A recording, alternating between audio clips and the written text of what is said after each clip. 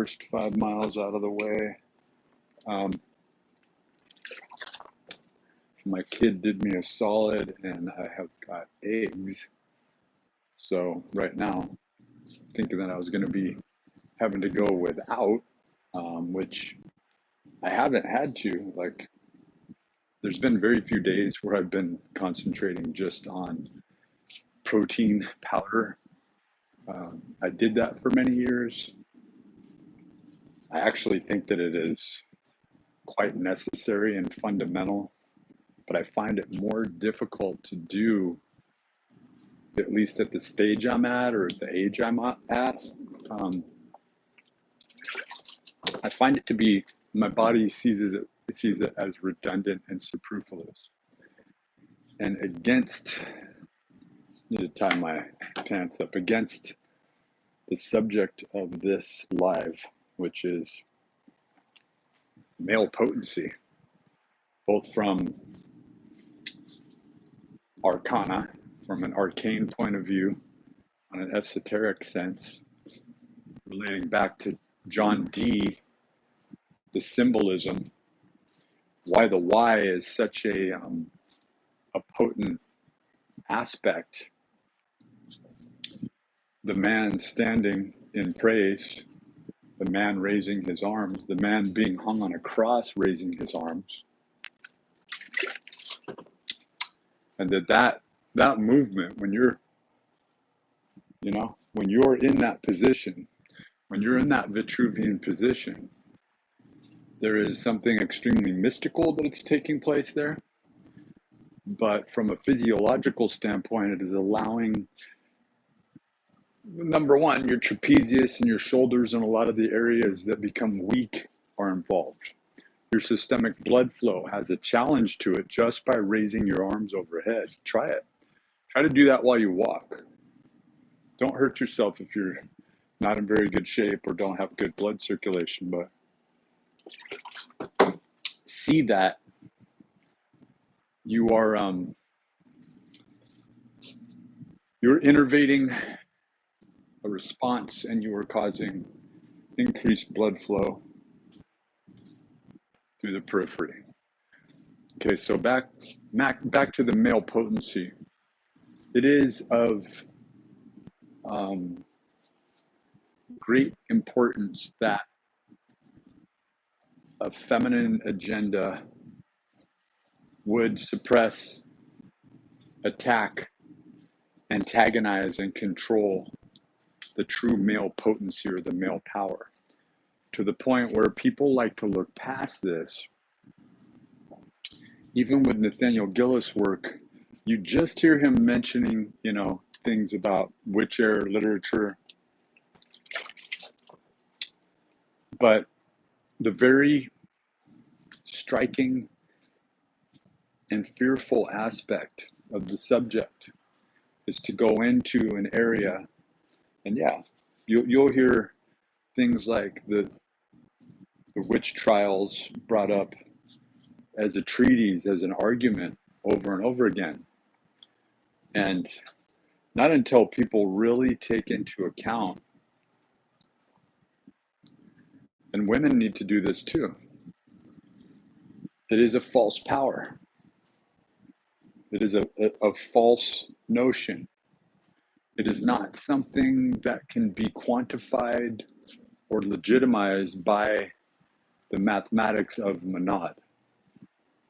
The mathematics of Monad is neither male nor female, but gets its linear propensity from what could be esteemed as male, and the circuitous aspect through a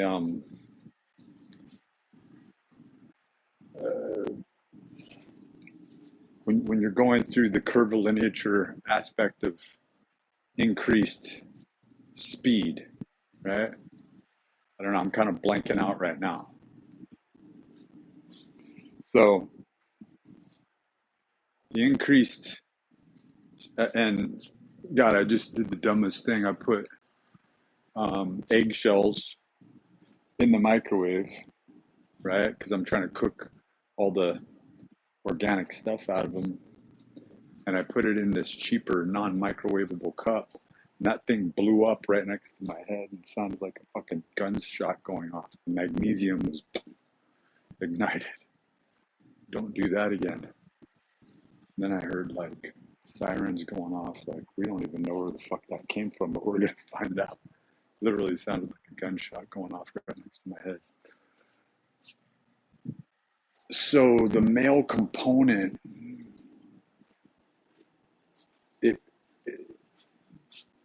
you know, when you see literature talking about the lion, and then you can see, oh, I debunked the lion. The lionesses are doing all the work. We're not cats. We may share some of the same genetic information. We may do a lot of the same things, but we are strange, mystical creatures, as are cats. And there may be some sort of divine culmination where the feline and the human homunculus, the golem, that is divined by a divine mystical presence, and that in body we're nothing, and we crave that attribute and that affirmation from not only a celestial place, but a holy, seemingly holy place, again with an H, whole, with a W, H, whole, but not to confuse the W with how it's used in our alphabet, in Black's Law Dictionary, in the cursive that we use, because that hails right back to, and I've gone over this before, I need to put those videos back up, but it's to take each symbol of the alphabet and to show what it really looks like when the antithetical symbol is placed over it, such as the easy one is a W and an M. So imagine both of those, you know, you would easily have a warning sign for electricity when you just look at the symbol. With an A, putting them side by side, capital A's, you would have the sun and its rays, right? Follow? With a B and its reversal, its antithetical symbol, you would have 4 distinctly separate looking spheres. You would start to get this tree of life, or this mandala type look, this effect, right? So these symbols, and then you'll see with the monad, you'll see the C on the top. You'll see the line that comes out of it. You'll see the line that's in the center. We're talking about John G, right? And you'll see the perpendicular, the 90-degree angle. You'll see lines and truths unfurled, but never coming to be, because they are reliant upon the initiate traveling through the energy system of the sigil at a particular tempo, rate of speed away. And so this gets into why what would be esteemed as perfecting the human body, but really we never should have got to the place where we were fat fucks in the first place. In other words, it was the feminine quality introduced to the potency of the masculine. It was technology used against us, but how did it come to be? You know, was one man putting down the other? How did we get to this place that Michael Segru talks about when he discusses, in his last video ever, was about this nomadic group, hunter-gatherers, coming together and putting together the multi-ton statues, headless statues of Göbekli Tepe, right? And it really is about the why and the need for the masculine potency, the need for brotherhood and culminate to do the brothers work together in order to keep a society, an organization occurring congruent. And the first thing that has to be established is food. But prior to and during that establishment of a viable food source, there has to be, obviously cultivation, and men and women are greatly involved in this, in the work and the seeding, right, and the planting and the harvesting, but very much so a protection from outside agencies of those who refused to follow the way, right? So you start to get into what education is, what civilization is, and what community and society is really about. And we have gone way beyond with all these civic arms that are abusing people to where there is a challenge of how we got here in the first place. When we look into the potency of the male might, but who's gonna bandage your wounds, right? Who's gonna see to it that you are being nursed back into health? But why would they if there's no fidelity, if there's no interest involved, right?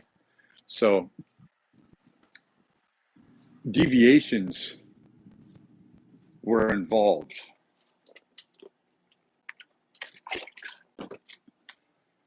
Entities entered the garden, so to speak, right? Something brought these people of nomadic tribesmen all together to get along together in order to facilitate the creation of, we must do something great, and that there is a reaction to an entity, force, a foreign agent. And the reason that this is important is the fact that people are unanimously agreeing that you can stop by calling them aliens. You can quench your thirst, but it doesn't mean that you're not just quenching the palate of a very finite and limited appetite. In other words, the playground and the awareness that you are through mass media given awareness of, it is not, there's no breadth to your assertions. Because when you get into it, like if you're okay just being freaked out and feeling like, listen to enough stories, listen to enough accounts and recounts of demonic entities. And sorry if you don't like the word demonic, but it's going to be used a lot more everywhere because there's really nothing else to call it. It's shown in archaic history that goes way back when you look at this great tug of war between good and evil, two opposing sides. So the monster is being created constantly. If it is not man and woman in opposition and placed in juxtaposed positions against one another, and the truth is when you remove democracy and society, the male potency as the main factor returns. But with male potency comes the ineffable need to purify and to remain pure and to follow what we would esteem as godly principles, because without that, and with the advent of corruption, this succession or regression through the chain of events that occur thereafter do not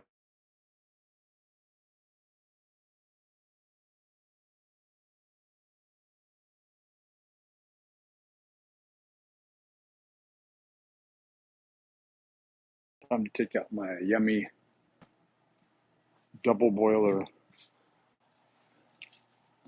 I don't have a pot holder, so I'm going to be using my plant. There it is. Makes the perfect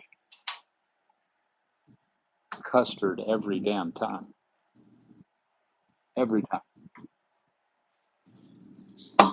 Every time, perfect custard. That's what I should call it too. And that on the top is this crunchy, you can hear it. You can see it. It's this crunchy, dark protein powder mixed with the very light iso beer. So we're going to let that, as we continue to walk, we're going to let that cool a little bit. I like to eat it warm. And there I have the protein powder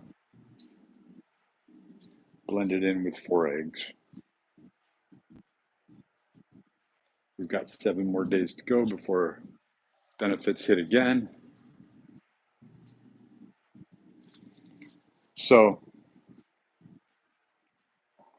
male potency can only be condoned and supported when the male is not a tyrant. Right? The visage, and the crucible. So there is an infection that has been going on for a very long time that someone like Tom Cruise doesn't even know they're involved in. They just think they're following L. Ron Hubbard. They just thought L. Ron Hubbard had a novel idea. They just see how it benefits them. They just see this unquenchable need for power, and the fact that a small Jew man with a huge nose and a big chip on his shoulder, thinking that he's great, out to conquer the world, never really could be that good at anything. He could never be considered anything except for an actor, to be acted upon, an inert vessel, a crucible to an unseen force that he's probably seen face to face. He's inviting a muse into his body. Like, if you can start to break this down and understand what the fuck it means and how important it is for you to finally get this in mass culturally, to see that, to celebrate the thespian who invites the muse into them is no different than to invite an alien force of inspiration, right? And when you look further at Nathaniel Gillis's work, you have to then start to wonder, all these tribes of all these peoples who have done what you would call due diligence at a time to not only worship and praise their ancestral spirits, but for it to become their entire lives, right? And then you get these strange names that reappear, like Nana and Amma and Babadi. These things that you think are just words that come from your own personal expression, but then you come to find out that they have Hindu tracings, Indian tracings. I don't mean Eastern Indian. I don't even mean Western Indian. I'm talking about a peoples that may be related right back to Egyptians in the time before. the red people, right? Not the red-headed people, the red-skinned people. And even then, there have been Indians that had the red hair. So it makes you wonder what that type of peoples are. Because when Hyperboreans north of Thrace are talked about, or the tall whites, the Nords, that is a specific type of peoples. I mean, we're talking about a much more extreme coloration. And the fact that you can't remove this, I've talked about this many times, you can't remove color from the vegetable without removing the nutrients therein. You can't remove the genetic information that causes the pigmentation any more than you can remove it from a personality, a persona, and even a principle base and origin. So you start to really wonder, and Nathaniel Gillis was talking about this last night on one of his more recent interviews. You can look on his channel, his YouTube channel, and you can see that he said he's done over 114 interviews now, right? He's going off to his dream event with Barry Fitzgerald and Steve Mira and others who are really taking a close look at this. But ultimately, what are we doing? We're taking a closer look at ourselves. We are trying to figure out who we are, why we have this amnesia, why the amnesia seems to be more prevalent nowadays, that it is part and parcel, that it is something that's done to us, that a certain fear of the mystical or the unknown works congruent to the fact that we don't even know ourselves. We don't know where we come from, what our origins are, or why we, like the fascination with having telekinetic or synchronicity experiences where people just go, oh my God, I can't believe it. I was thinking about this. And it's like that time is so far done and over that if you're not experiencing that every moment of every day, and you're not called to the information, that's why I'm really surprised that people aren't attracted toward John Dee's work in specific, and the fact that John Dee lived on this earth and died physically, but in my opinion did not die and cannot die. In a sense, just like Albert Pike. I'm not saying good or bad about Albert Pike's work, but I'm saying that it was a necessary component, a necessary aspect of the times and the events.